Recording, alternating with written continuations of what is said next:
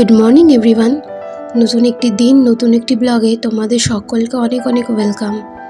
আশা করি সবাই সুস্থ সবল ভালো আছো। ঘড়ি কাটায় এখন সকাল 6টা, সাড়ে 6টার মতো। তোমাদের সঙ্গে নিয়ে আজকের ব্লগটি এখন থেকে শুরু করলাম। আশা করি আজকের ব্লগটি তোমাদের ভালো লাগবে। কালকে রাত্রে বাসনগুলো সব পড়েছিল, এগুলো মাজা হয়নি, তাই এখন মেজে নিচ্ছি। প্রত্যেকদিন রাত্রে বাসন মেজে রাখি, সকালের জন্য রাখি না, কারণ সকালবেলা ঘুম থেকে উঠে বাসন মাজা একদম ভালো লাগে না। কিন্তু কি করব, কিছু করার ছিল না, শরীরটা একদম ভালো লাগছিল না, তাই বাসন আর মাজা হয়নি। আর সকালবেলায় উঠে ঝপাঝপ বাসনগুলো এখন তাই মেজে নিলাম। বাসন টাসন মেজে এখন মাছটা ফ্রিজ থেকে বের করে রাখবো, কারণ আজকে খয়রা মাছটা রান্না করব। মাছ একদম বরফ হয়ে গেছে, আর এখন যদি বরফ থেকে বের করে না রাখি তাহলে মাছ আর বাজতে পারবো না, মাছ একদম ভেঙে যাবে, গুঁড়ো গুঁড়ো হয়ে যাবে। আমার যেটা রাত্রের বাসন পড়ে থাকে তাহলে কি বলতো, আমি সিঙ্কের মধ্যেই রেখে দিই। আমি আদারওয়াইজ অন্য জায়গায় রাখি না, কারণ সিঙ্কের মধ্যে রাখলে পরে আমার সুবিধা হয়। আর মাঝে এত ইঁদুর জ্বালাচ্ছিল, এখন আর সেই ইঁদুরগুলো এখন জ্বালাচ্ছে না, ইঁদুর কটা দিন ধরে এখন আর আসছে না। তো এদিকে বাসন টাসন মাজার পরে মাছটা বের করে বিছানাটা গুছিয়ে নিলাম। বাসি বিছানা তো গুছাতেই হবে, তাই না? আর এদিকে সুন্দর করে গুছিয়ে আমি জানি না একটু কিরকম ক্লান্ত হয়ে পড়ছিলাম, তবু কিছু করার নেই, সংসারের কাজ তো করতেই হবে, তাই না?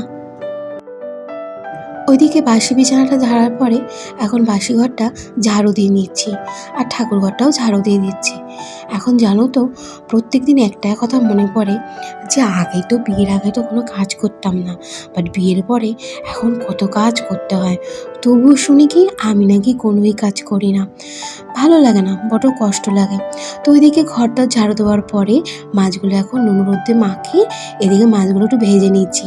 আর আমি একটু হালকা কড়া করে ভাজি, কারণ নরম নরম মাছ আমি আগেরও বলেছি আমার ভালো লাগে না খেতে, তো একটু হালকা হালকা কড়া করা থাকলে বেশ খেতে টেস্টি লাগে আর আমার খুব ভালো লাগে।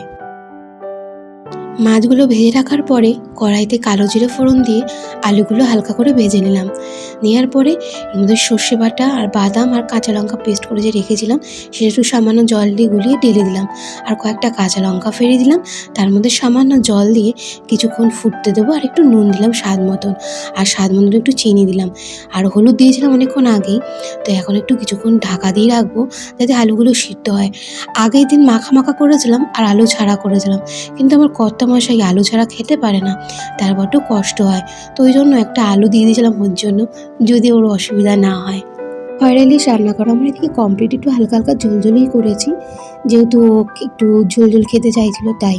তো এখন আমাকে চাটনি করতে হবে, আর চাটনি করার সময় মনে পড়লো সর্ষে তো আমি সব পেস্ট করে দিয়েছি, তো এখন ফোড়নে কি দেবো, তখন মাথায় বুদ্ধি এলো যে শুকনো লঙ্কা আর পাঁচফোড়ন দিয়ে ফোড়ন দিয়ে দিই। তো শুকনো লঙ্কা আর পাঁচফোড়ন দিয়ে ফোড়ন দিয়ে তারপর আমি চাটনিটা সেরে ফেললাম।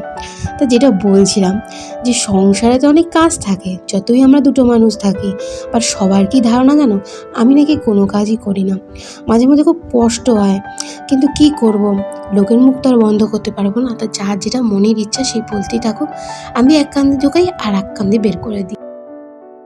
ওইদিকে রান্না করার পরে ঝটপট চাটা করে নিলাম, দুজনে মিলে চা খেলাম। আর এইদিকে লাঞ্চের জন্য ও টিফিনটা গুছিয়ে দিয়েছিলাম, কারণ ও এক্ষুনি ডিউটিতে বেরিয়ে যাবে। তাই এদিকে লাঞ্চ প্যাক করে আমি নিচে চলে এসলাম ওর ডিউটিতে বেরোবে বলে। আর এই পাশের বাড়ির বৌদি আর ওর যে নাতি নিয়ে দাঁড়িয়েছিল, আর এদিকে আমার হাজব্যান্ড ডিউটিতে যাচ্ছিল, ওরা দাঁড়িয়েছিল বলে ওদের সাথে কিছুক্ষণ কথা বললাম। বেসিনের পাইপটা ইঁদুরে কেটে দিয়েছিল, কেটে দেওয়ার পরে বেসিনটা অনেক দিন ধরে ইউজ করতে পারছিলাম না, তাই গতকাল কলিন মিস্ত্রি এসে বেসিনের পাইপ লাগিয়ে গেছে। বেসিন এবং সিঙ্কের যে পাইপ, দুটো পাইপই তো ইঁদুরে কেটে দিয়েছিল, তাই দুটো পাইপই ওরা ঠিক করে দিয়ে গেছে। আর এখন ভালো করে আমি একটু বেসিনটা ক্লিন করে নিচ্ছি, কারণ বেসিনটা যেহেতু ইউজ করা হচ্ছিল না, প্রত্যেকদিন মোছা হচ্ছিল, তবুও একটা ধুলো পড়েছে। আর ওই যে সাদা যে আয়রনের দাগটা, ওটা আমি কিছুতেই তুলতে পারছি না। তোমাদের যদি জানা থাকে তাহলে আমাকে একটু জানিও তো, যে আয়রনের যে এত মোটা দাগ কী করে তোলা যায়। বারাসাতের জলে এত আয়রন যে কি বলবো, বিয়ের পরে এসে আমি যেন একটু বেশি কালো কালো হয়ে গেছি। তো যাই হোক, এদিকে ফ্রিজটাও একটু ক্লিন করে নিয়েছি, আর এটা আমার রোজকার কাজ, ডাস্টিংয়ের কাজ, এগুলো আমাকে করতেই হবে। আর যেহেতু একটু ধুলে ধুলে পড়ে, রাস্তার উপরে নয়, তবুও ধুলো আসে। তো রোজ যদি একটু করে পরিষ্কার করা থাকে তাহলে সব কিছু কিন্তু পরিষ্কার পরিচ্ছন্ন থাকে। তো তারপরে আমি এদিকে চলে এসেছিলাম টেবিলটা মুছতে। তো ও বেরিয়ে গেছিলো, আর যেহেতু টেবিলে খেয়েছিল এটুকু আর পারা হয়নি, তাই টেবিলটা একটু ক্লিন করে নিলাম। আর জানো তো, এত কাজ করতে করতে শরীর আর দিচ্ছিল না, তাই একটু ঠান্ডা জল আর গরম জল মিশিয়ে খেলাম। প্রচণ্ড গরম লাগছিল, তাই জন্য ফ্রেশ হতে চলে গেছিলাম। এখন ফ্রেশ হয়ে এসে উফ কি শান্তি, ঠান্ডা ঠান্ডা হাওয়া আর চান টান করে এসে না শরীরটা দেখবে একদম তরতাজা হয়ে যায়। তো এদিকে আমি সিঁদুর টিঁদুর পরে আমি তারপর তারা মাকে নমস্কার করি, করে এদিকে চলে গেছিলাম ছাদে জামা মেলতে চলে গেছিলাম, কারণ একটু বৃষ্টি বৃষ্টি আসছে। আর না মেঘলা মেঘলা করে থাকলে গরমটাও বাড়ে। আর আমি ভেবেছিলাম নিচের ঘরটায় দেবো কাপড়টা, মানে নাইটিটা মেলে দেবো, বাট যদি একটু ঘুমো ঘুমো গন্ধ ছাড়ে, ওই জন্য ছাদে গেলাম। ছাদে মেলে টেলে দিয়ে এসে ওর যে প্যান্টটা মেলা ছিল সেটা তুলে নিয়ে এলাম। তুলে নিয়ে এসে এখন আলনায় গুছিয়ে রাখছি। জানো তো, আমি গুছিয়ে রাখি, কিন্তু ও যখন আবার ডিউটি থেকে রাত্রিবেলা আসে উনিও আমার ওপরে কাজ করতে থাকে, আমার একদম ভালো লাগে না। এদিকে আমি গোপালকে খেতে দিতে চলে এসেছি। দুপুরবেলা এখন 1:30টার মতন বাজে। এখন যদি ওকে না খাওয়াই তাহলে ও তো খিদে পেয়ে গেছে, তাই না? তোকে একটু গুছিয়ে টুচিয়ে দিই, তারপর ওকে এখন খাইয়ে দেবো। হরে কৃষ্ণ হরে রাম হরে হরে হরে রাম হরে রাম। এখন সন্ধ্যে 7টার মতো, সন্ধে দেওয়া হয়ে গেছে। টাইম ভাবলাম ঘরে যে জিনিসগুলো আছে সেগুলো একবার একটু মুছে নিই। তো জানো তো, ঘরের ভিতর থাকি তো, আর বাইরে বেরাই না খুব একটা, যেহেতু বাইরে বেরালে লোকে নানান কথা, বাচ্চার ব্যাপারে তো আমার এই জিনিসটা সব থেকে দুর্বল জায়গা। তো আমার ওই জন্য না একদম এই ব্যাপারে বলতে ইচ্ছা করে কারোর সাথে, আর আমার খুব কষ্ট লাগে। তো লোকে দেখলে ওই জন্য আরও বেশি করে জিজ্ঞেস করে। তো আমি এই জন্য নিজেকে সরিয়ে রাখি সবার থেকে, আর একা থাকতে ভালোবাসি, কারোর সাথে বেশি অত কথা বলি না। হ্যাঁ, বেরালে দেখা হলে সবার সাথে কথা বলি, বাট আমি ঘরের মধ্যেই থাকি। তো ঘরে থাকি বলে সবার ধারণা যে আমি কোনো কাজ করি না, কোনো কিছু করি না।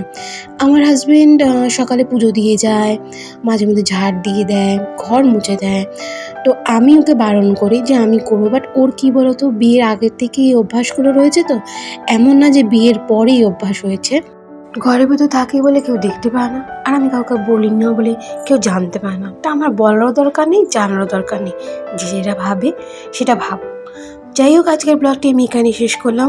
আজকে ভিডিওটি যদি তোমাদের ভালো লেগে থাকে তো চ্যানেলটিকে সাবস্ক্রাইব করে আমাকে সাপোর্ট করো, লাইক করো, শেয়ার করো, এবং কমেন্টে অবশ্যই জানিও কেমন লাগলো।